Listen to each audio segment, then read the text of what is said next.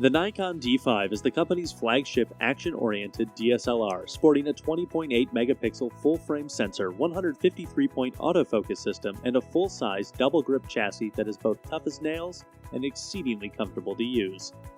Though the core build of this camera remains very similar to the D4S, the sensor and autofocus system are entirely new, and as we'd expect, designed with speed and reliability in mind. We bought the Nikon D5 for testing on Amazon from the official sellers, and if you want to get the same experience that we did, we highly recommend that you buy from the same place. Links will be in the description. If you like this video, remember to click like and subscribe.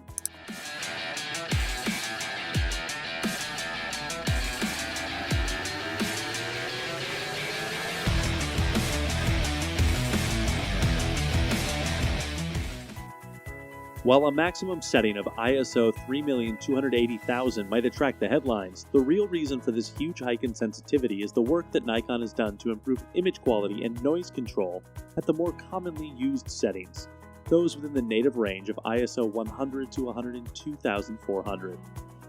Another feature that's incredibly important to the D5's target audience is the autofocus system, and Nikon has also upped the ante here, giving the new camera a 153-point system that has 99 cross-type sensors, with a central point that's sensitive down to -4 EV.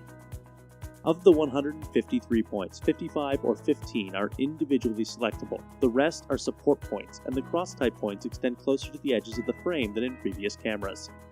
The system can be set to operate in single-point, 25, 72, or 153-point dynamic area autofocus, 3D tracking, group area autofocus, or auto area autofocus mode. There's also a new ASIC computer unit that's dedicated to the autofocus system to ensure consistently high performance. The autofocus workflow and tracking systems have also been improved to better keep up with fast-moving subjects. Of course, a fast autofocus system needs to be paired with fast continuous shooting capability, and thanks to the X-Speed 5 processing engine, the D5 can shoot at up to 12 frames per second with full autofocusing and metering capability. What's more, this can be maintained for up to 200 RAW files when writing to an XQD card, giving plenty of scope for capturing Usain Bolt's exploits this summer. It's possible to push the continuous shooting rate to 14 frames per second, but when this option is selected, focus and exposure are fixed at the start of the shooting sequence. In addition, the mirror stays up from the moment the shutter release is fully depressed, so the viewfinder is blacked out.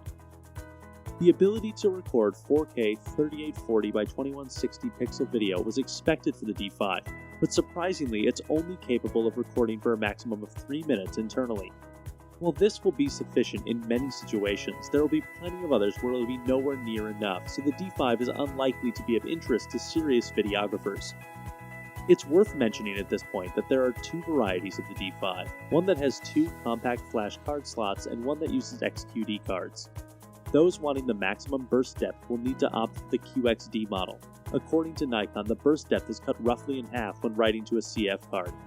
Like the D500, the D5 has a 180,000 pixel RGB metering sensor, which also helps to inform the white balance, scene recognition, and autofocus system. Anyone with a D4S will feel at home with the D5, as the control layout has been kept the same.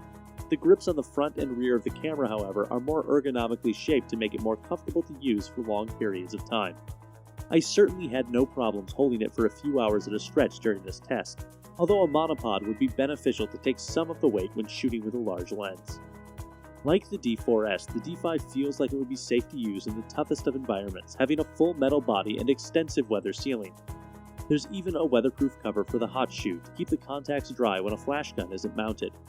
I experienced no problems when shooting in rainy conditions during this test.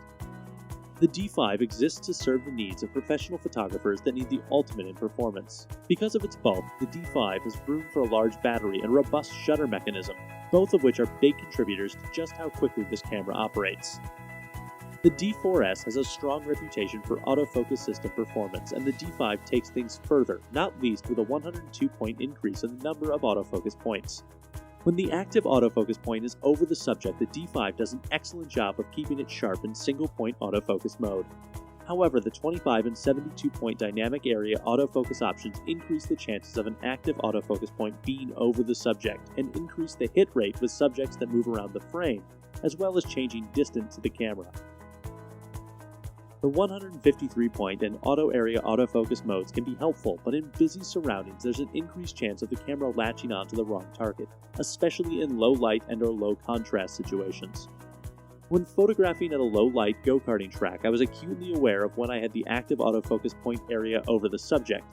When this was the case, the camera did an excellent job of keeping the subject sharp. The 3D tracking option can be useful, but it relies on a strong color contrast between the subject and the background. If this isn't the case, it tends to get distracted and jump to other areas of the frame. In other respects, the D5 performed well. The matrix metering system is fairly easily influenced by very dark or bright sections in the scene, but it's usually predictable. In the high contrast conditions of the circus, for example, the dark surroundings trick the matrix system into overexposing the brightly illuminated subject.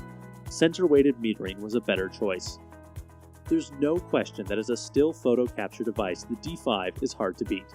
However, when it comes to video, the DSLR is not a slam dunk. Focusing is very problematic as it relies on a simple contrast detection system.